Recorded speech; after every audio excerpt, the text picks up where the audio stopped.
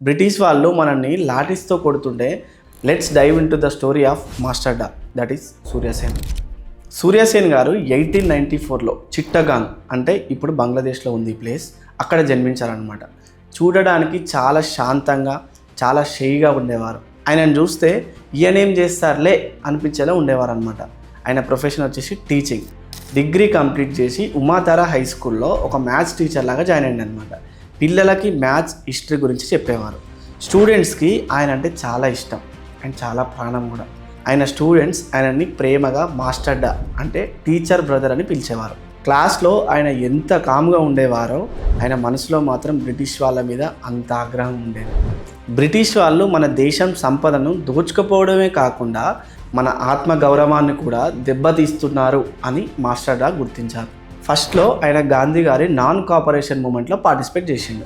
కాంగ్రెస్ లీడర్గా కూడా వర్క్ చేసిండు. కానీ 1922లో చౌరీ చౌరా ఇన్సిడెంట్ అంటే అక్కడ నాన్ కోఆపరేషన్ మూమెంట్లో పార్టిసిపేట్ చేస్తున్న పెద్ద గ్రూప్ ప్రొటెస్టర్స్ మీద పోలీసులు ఫైరింగ్ చేశారు.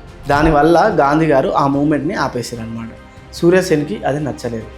బ్రిటిష్ వాళ్ళు మనల్ని లాఠీస్తో కొడుతుంటే మనం మాత్రం సైలెంట్గా ఉండడం ఎంతవరకు కరెక్టు అని ఆయన ఫిక్స్ అయ్యాడు.